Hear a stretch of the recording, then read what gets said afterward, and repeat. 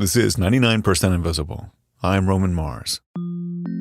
On the campus of Florida International University in Miami, there's a place ominously named the Extreme Events Institute. They do things like map the risk of storm surge for the whole Caribbean and study how the public perceives the threat from natural disasters.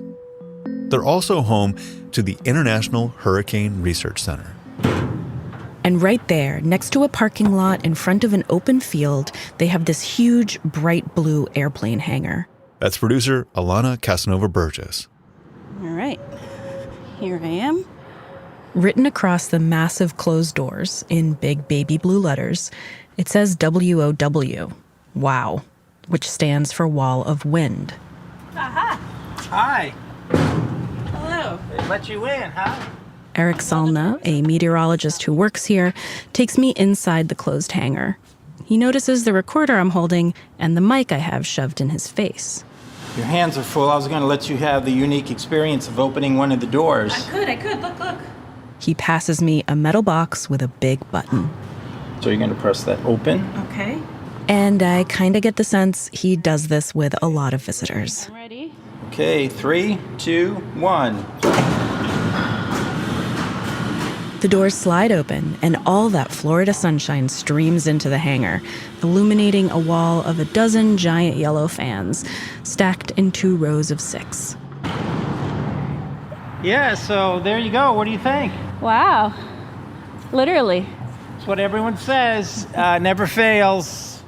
Each fan is 6 feet in diameter. They were originally made for ventilating mining shafts, but engineers here have figured out how to get them to make hurricane-strength winds.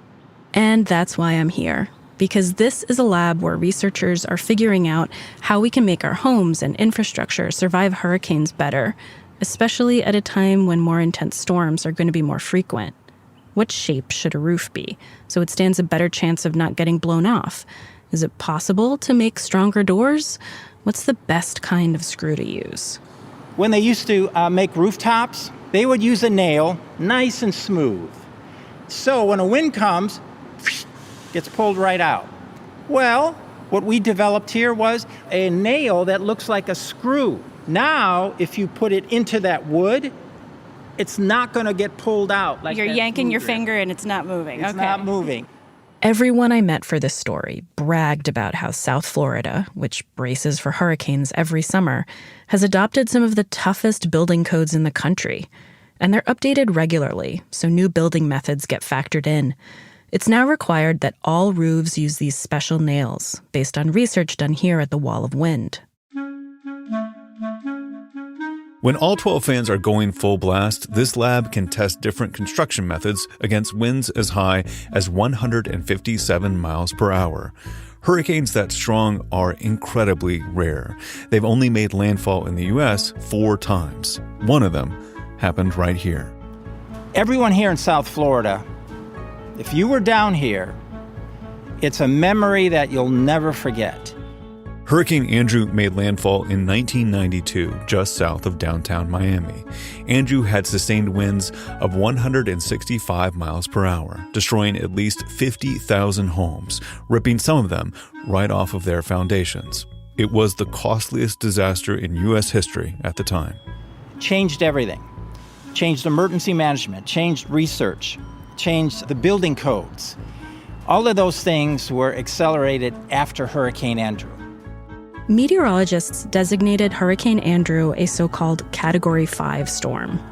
Even if you don't know much about hurricanes, you know a Category 5 is major.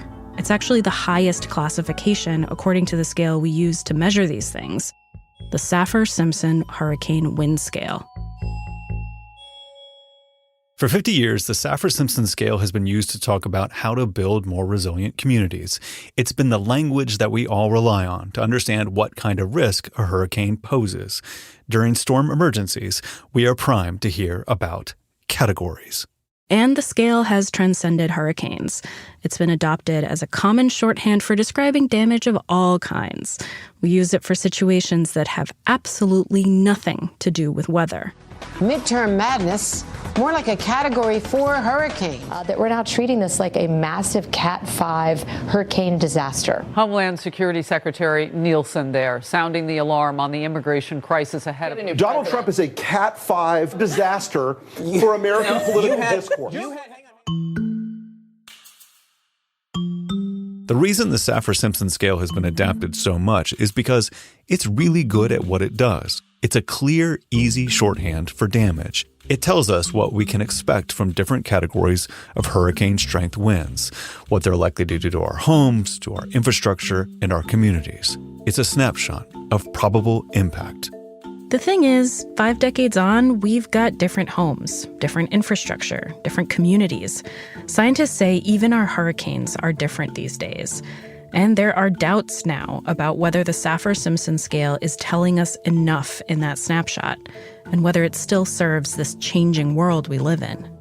Because hurricanes are so chaotic, they've always been a bit tricky to characterize, even in an age of satellites and radar. They're capricious. They can get stronger or weaker and change direction quickly. No two are the same. And even a single hurricane isn't uniform all the way around. They have a stronger side and a weaker one. Hurricanes are facts of nature. The best that we can do is forecast them, monitor them, understand them, and react to them when they do approach, and then deal with the aftermath once they've left. Eric J. Dolan is the author of A Furious Sky, the 500-year history of America's hurricanes. For a lot of that history, hurricanes were almost mystical events, the hand of God made manifest. Modern forecasting didn't exist until the mid-19th century. Before that, the Taino, who were among the original inhabitants of the Caribbean, taught colonizers how to tell one was coming. There were small advances in understanding the basics of how they worked, but it wasn't until the 1870s that observers began to accurately predict where that hurricane was coming from and going to, and how destructive it might be when it got there. That big leap forward came from a Jesuit working out of a coastal observatory in Havana, Cuba. His name was Father Benito Viñes, but he was also known as the Hurricane Priest. The observatory had decades worth of observations. So he read through them, collected them, systematized them. And he had plenty of equipment, even some he invented himself. He would take up to 10 measurements a day, different kinds of measurements, barometric measurements, precipitation, temperature. And he was really into watching clouds.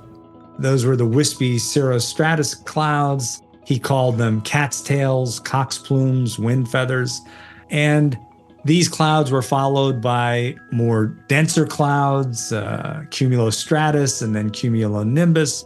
These were all clues that he could use to predict where bad weather was coming from and headed to.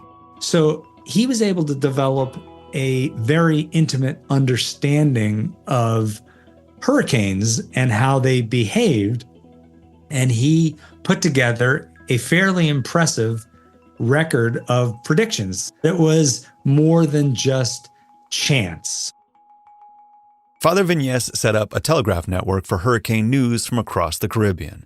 He made forecasts for the entire region that were printed in newspapers and eagerly read. It blew people's minds that someone could forecast the path of these storms with such precision. The Hurricane Priest didn't always get it right. Still, he and his Cuban colleagues developed an international reputation with their hurricane warnings. Even after Father Viñes died in 1893, Cuba's forecasts were more accurate compared to the ones from other countries. In contrast, the U.S. system was sluggish and conservative. Meteorologists around the country had to wire their reports to Washington, D.C., where the central office would decide what was real and worth sharing. Warnings went out slowly, if at all, so the public was frequently caught off guard when big storms arrived. And the Weather Bureau's Caribbean weather station was run by a guy who thought tracking hurricanes was, quote, a matter of divination. And then things got worse. In 1898, at the end of the Spanish-American War, the U.S. took temporary control of Cuba, which meant the Americans took control of Cuba's warning systems. And instead of cooperating with their colleagues in the Caribbean, the Weather Bureau restricted access to telegraph cables and promoted their own West Indian hurricane warning systems instead. And a lot of that, as I describe in the book, really had to do with the condescending attitude that the American meteorologists had towards their fellow meteorologists. And that was much to the detriment of the Americans. They paid the price almost immediately. In September of 1900, Cuban meteorologists warned of a storm that was going to intensify, turn into a hurricane, and head to the Gulf of Mexico. And the Americans were not paying attention to the valuable meteorological information that the Cubans were providing, and they missed some of the signs and information that the Cubans had been tracking. They knew that it was a hurricane. It wasn't until the very last moment that the American meteorologists finally said, "Oh, this is a hurricane." By then, it was almost too late. Galveston's population was 38,000 people at the time, and as many as 8,000 people died. It's one thing to know generally that a storm is coming. It's another to forecast that it's going to be a deadly calamity. And it would be decades before the U.S. began making real progress in understanding hurricanes. That big leap came from a pair of cocky World War II pilots. The two airmen, also in Galveston, as it happens, made a bet to show how tough their planes were. And this was taking a plane, deliberately flying it into a hurricane, through the wall of a hurricane, into the eye of the hurricane. If the plane could make it, they'd get a highball. They described the flight as being tossed around like a stick in a dog's mouth. But they did make it. And when they landed, a meteorologist from the base asked to go up next. And it caught on. The stunt turned into science. The hurricane priest, Father Viñez, would have probably loved this. By the early 1950s, these pilots and scientists formed a cadre called hurricane hunters. They would fly directly into swirling storms, which gave them an unprecedented ability to observe hurricanes close up. And instruments on board the planes would take measurements that could be relayed back to a land-based meteorologist or weather station with all of this data that can then be used by the meteorologists to help predict the path and strength of the hurricane. But we still didn't have a way to communicate that forecast clearly and concisely, or a way to show the public what warnings were actually based on, to prove that they were worth heeding. That step was taken by the most trusted voice in broadcasting at the time, Edward R. Murrow.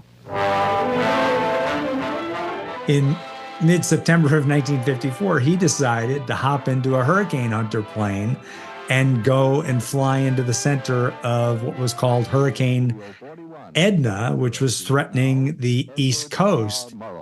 Good evening. This tattered hunk of cloth is a hurricane flag. 1954 was an active year for hurricanes, and Edna was big news.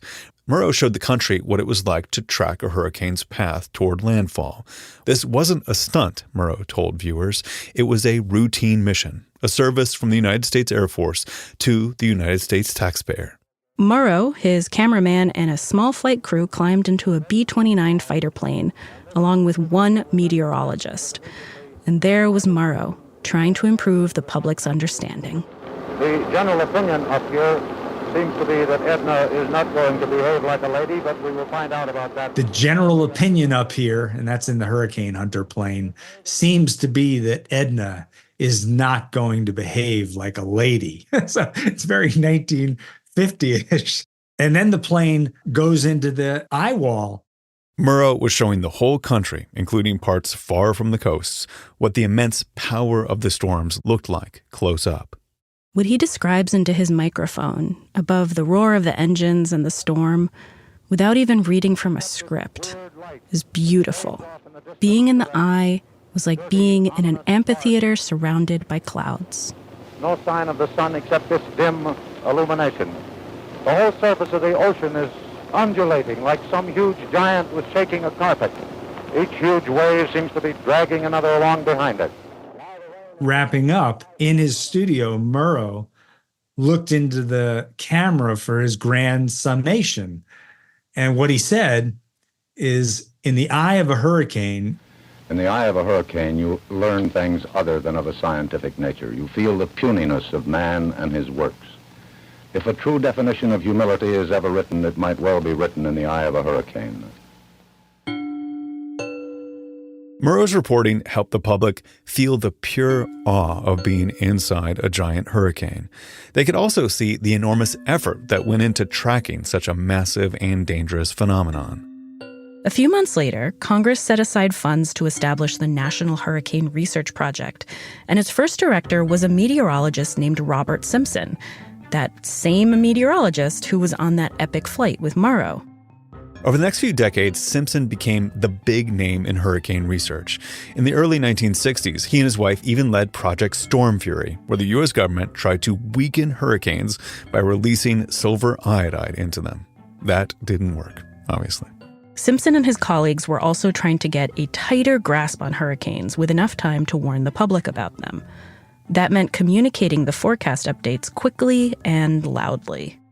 Back then, warnings for hurricanes described them in vague terms, like either minor or major. There was a system of using flags along coastlines to tell people one was coming, but that was about it. Here's Simpson, as director of the National Hurricane Center, describing his quest for a much more effective public alert system. You can't order a model off the shelf and put it into practice. But we can, through our modern technology, keep closer in touch with a hurricane, be sure that we're not deceived. In 1969, a hurricane named Camille was stalled in the Gulf of Mexico. A lady called Camille, supposedly headed toward the Florida Panhandle, but, like any lady, perfectly capable of changing her mind. Simpson didn't have a lot of information from the hurricane hunters until really late, because they were off chasing another storm in the Caribbean. He also didn't have a way to tell people, in simple terms, that this wasn't just going to be a hurricane. It was going to be a hurricane. The National Hurricane Center put out alerts about Camille, which went beyond the simplistic language of existing warning systems. But those meteorologists ended up giving the public too much information. They described the storm as extremely dangerous, but also a tight little hurricane, which doesn't sound so scary, actually. And then they threw a lot of data at the public. They told people it had sustained winds of 150 or 160 miles per hour, and it was moving 12 miles per hour. They reported that it had a barometric pressure of 26.81, and they compared that to a terrible hurricane in 1935 with a barometric pressure of 26.35 inches. And I've been reporting this episode for months, and I would really struggle, in a crisis, to tell you exactly what that comparison means. Camille's wind speeds are now thought to have been 175 miles per hour when it made landfall. We don't know exactly because the winds were so strong that they destroyed the equipment used to record them. This scene here on the Mississippi Gulf Coast is almost like an endless nightmare. Almost like an endless one-act play with some sort of a macabre ending. Today, we would call Camille a Category 5 hurricane. It's one of only 4 Category 5s to have ever made landfall in the U.S.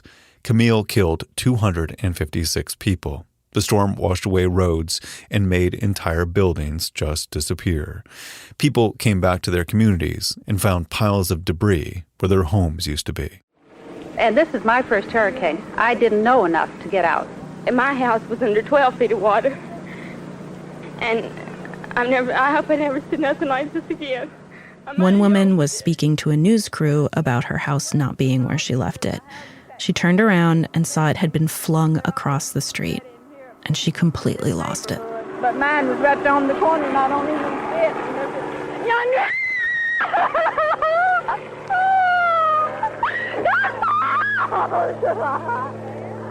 That grave in yonder, that's my house. Bob Simpson talked about Camille in a Weather Channel documentary in 2012. We learned a lot from that. I learned a lot, both as to what kind of meteorology and what kind of language we should use that would convince the people it was a time for them to go and not to argue about it at all. Touring the wreckage in the Gulf, Simpson heard over and over again that local authorities wanted to know how destructive a hurricane was going to be. Not just numbers and readings, but a quick sense of what those numbers would mean on impact. What people wanted was a key to understanding the potential aftermath.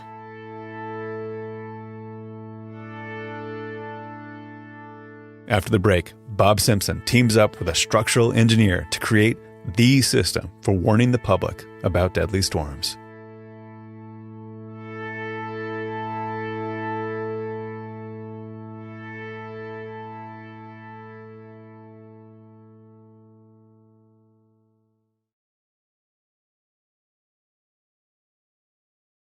In the wake of Hurricane Camille's devastation in 1969, one thing was clear to meteorologists like Bob Simpson. The world needed a system for rating storms that would help people understand the threat and how to respond.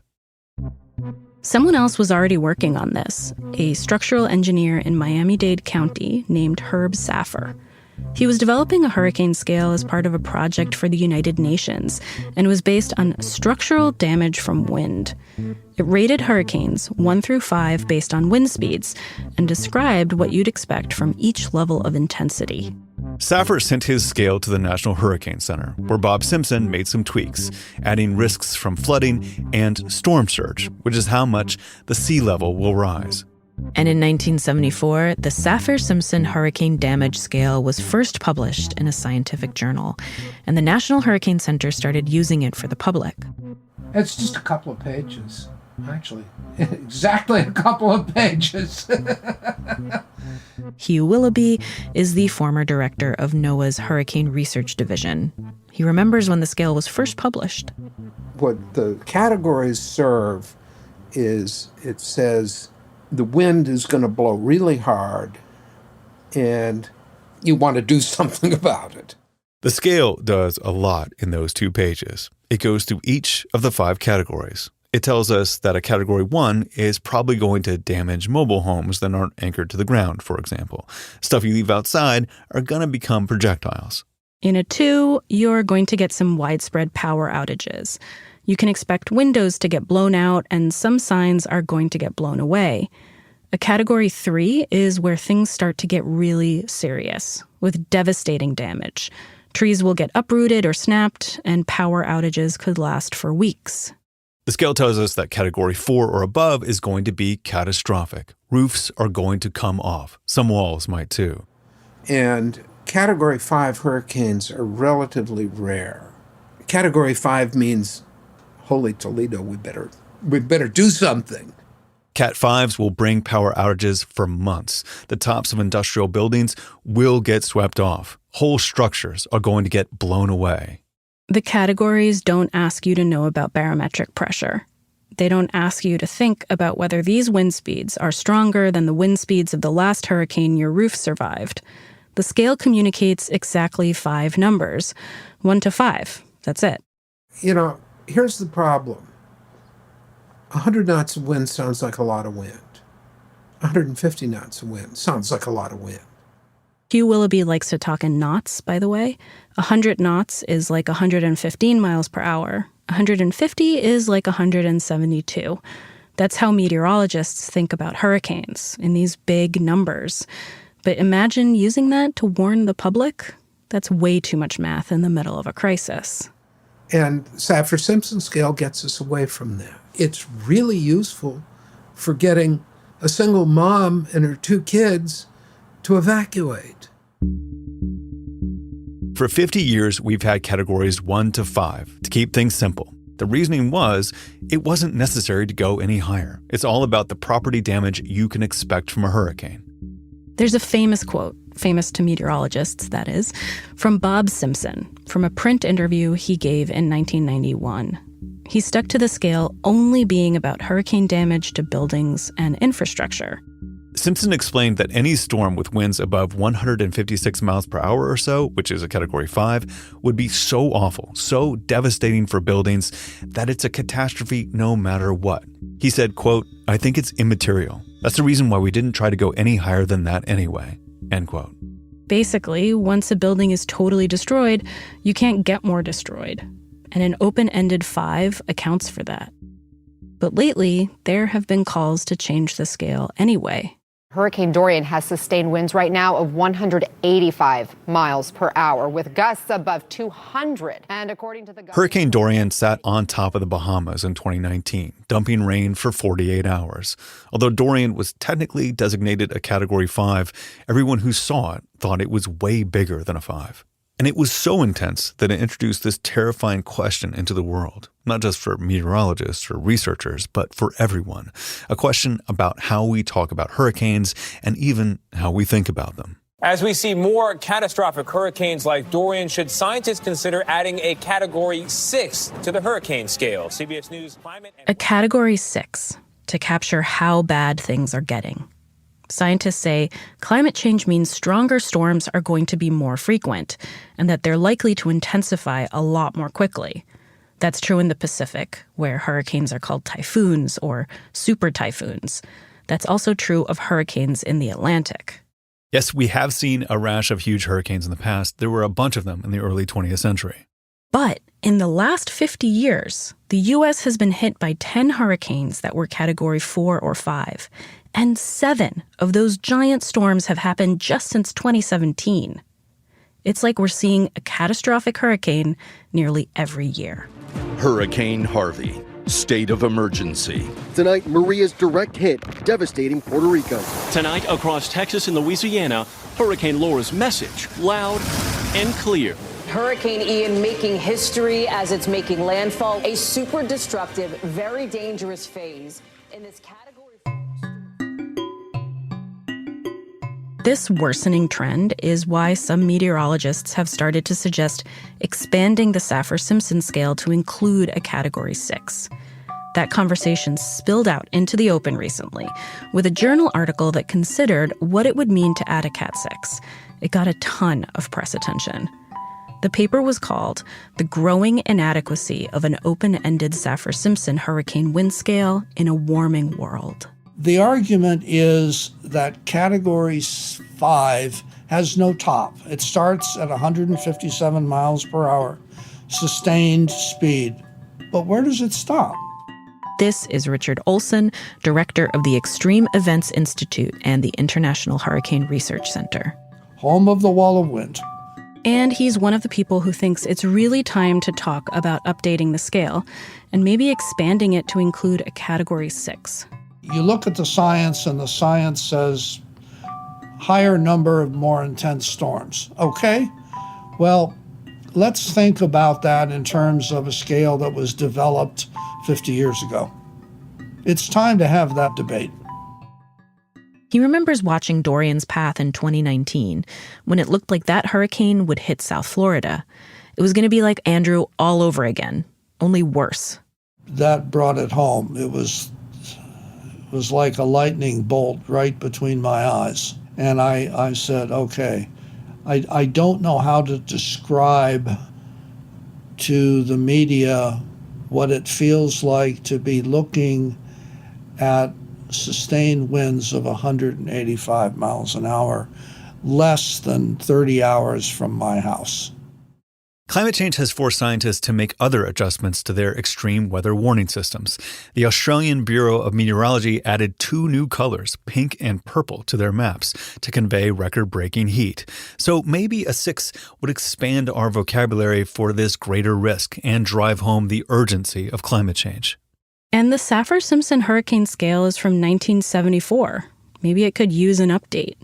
It describes damage as though all structures are created equal. But of course, that isn't true. Some areas have more vulnerable infrastructure than others. You could have a Category 2 storm that gives you the long-term power outages of a Category 5. Besides, a lot has changed about how we build stuff. Maybe Bob Simpson's reasoning that it's all the same damage after 5 just isn't true anymore. It's not the same built environment as it was 30, 40 years ago. 50 even. I can't believe that that's absolutely true. Yes. Now I feel really old. Okay. It just says to me that we need to have the academic, government, open kind of debate But the National Hurricane Center, which administers the scale and is in charge of categorizing hurricanes, isn't keen on adding a 6 to Saffir-Simpson. There's a fear in the scientific community that expanding it would do more harm than good. And that's less about screws and roofs than it is about people, what people will do when they're told about risks. Many don't evacuate for a 4 or 5, sometimes because they can't, sometimes because they don't want to. So if 6 becomes the highest, what would that mean for the public's response? It's still hard to understand, what are we trying to achieve with calling something Category 6? Is it meant to get people to do something different than they should be doing with a 4 or 5? This is Robbie Berg, the warning coordination meteorologist for the National Hurricane Center. The official answer from the NHC right now is no to a 6. And then I think the next question is where does it stop? Would they next have to add a 7? Some of the social science has actually shown that when you have too many categories in a scale or too many, say, colors on a map, it actually becomes harder and harder for people to interpret that because we can't, in our minds, it's very hard to deal with too many categories. 5 is a very good, nice round number that the human mind can absorb and understand. And so I just say, our point of view is that 4s and 5s are still catastrophic. What more is there than that? And nobody's been able to answer that. There's not another word beyond catastrophic that can categorize what that damage would be. Totally understand that and totally understand why they're saying, let's not run off in this direction too quickly. Again, this is Richard Olson, who directs the International Hurricane Research Center. But I just go back to the fact that if we're seeing storms in the 180s or higher, I don't want to be playing catch up with nature. So, Olson has been thinking about what kind of research the wall of wind can contribute to the debate. We need to know more, he says, about what happens to our infrastructure at the further reaches of a 5. So the issue for us is testing at all levels, all intensities of a storm. We have to be thinking about a facility that goes beyond the current capabilities of the wall of wind. That's why they've gotten a big government grant to figure out how to build a bigger, more beefed up lab. One that will go up to 200 miles per hour and have a big water tank to simulate storm surge and waves too. It'd be quite large. Think of the wall of wind 10 times the size, probably. They want to simulate the whole hurricane, not just the wind part, in order to figure out how buildings and infrastructure might be able to withstand stronger storms. And that kind of facility would actually do something that goes beyond Saffir-Simpson, which points to what may be the scale's single biggest flaw. It doesn't at all account for water. It doesn't consider how much rainfall a hurricane might cause, or the expected storm surge, which is the amount of ocean water that gets pushed inland by strong winds beyond what you'd get from a normal tide. The relationship between wind speeds and storm surge isn't so simple. There are lots of complicating factors, like the angle of approach to the coast or what the continental shelf is like there, which is why the National Hurricane Center, which administers the scale, stripped water out of the scale in 2010. And yet, most people who die in hurricanes drown.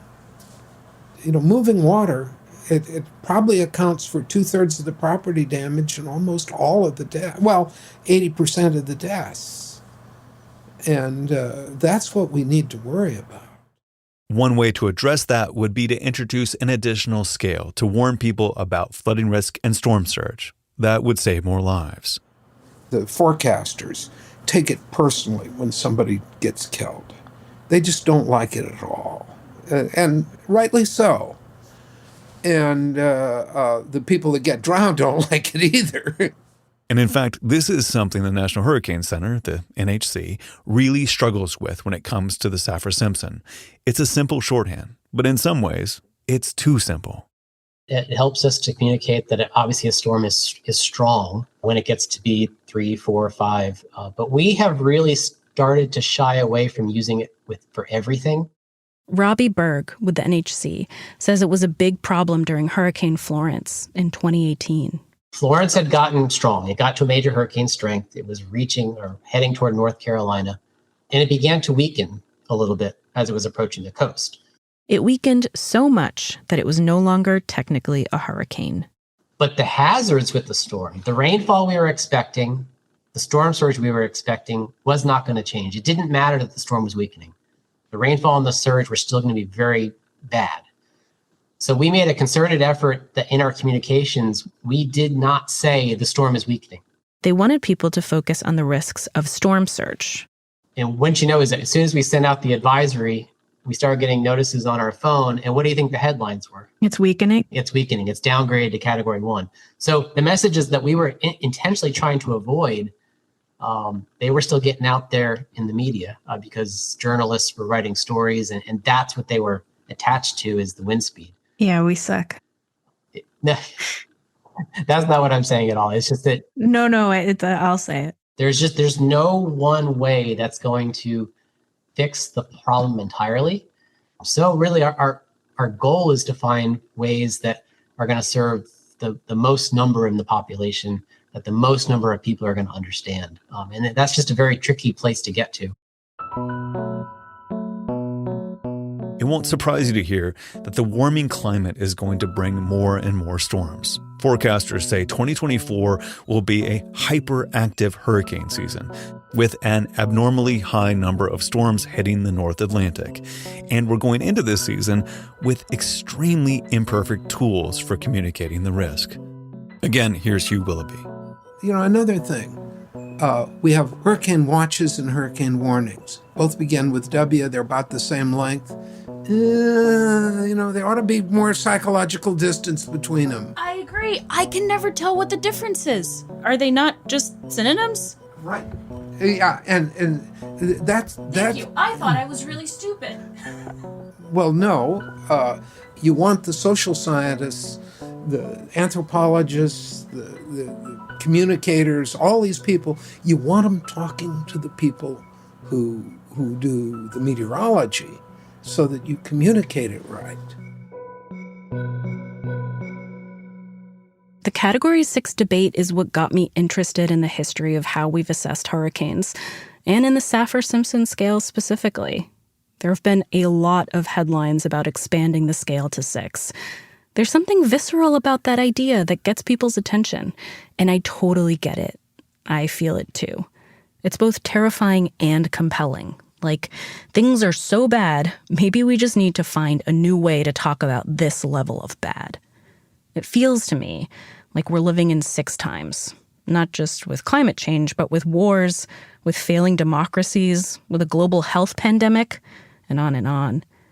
But there's way less public discussion, I've found, about the fact that the scale doesn't say anything about the deadly risk from water, or even about the urgent need to update our building codes along the coast.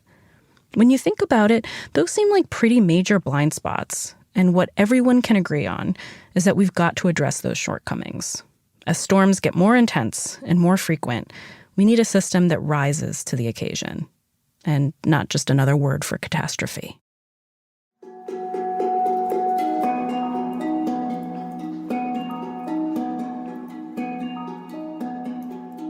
"99% Invisible" was produced this week by Alana Casanova Burgess, edited by Christopher Johnson, mixed by Martin Gonzalez, music by Swan Real, fact-checking by Graham Haysha. Special thanks this week to Jeff Masters, Zach Rosen, the Edward R. Murrow Collection at the Tufts Archives, and Jenny Lawton. Kathy Tu is our executive producer, Kurt Kolstad is the digital director, Delaney Hall is our senior editor. The rest of the team includes Chris Berube, Sarah Bake, Jason DeLeon, Emmett Fitzgerald, Gabriella Gladney, Vivian Leigh, Lashma Dawn, Jacob Maldonado Medina, Nina Patak, Kelly Prime, Joe Rosenberg, and me, Roman Mars. Nikita Apte is our intern. The 99% Invisible logo was created by Stephen Lawrence. We are part of the Stitcher and SiriusXM podcast family, now headquartered 6 blocks north in the Pandora building in beautiful Uptown, Oakland, California. You can find us on all the usual social media sites, as well as our own brand new Discord server. There are like almost 4,000 people talking about architecture, talking about the power broker, talking about all kinds of fun things. Please join us there. There's a link to that, as well as every past episode of 99PI at 99pi.org.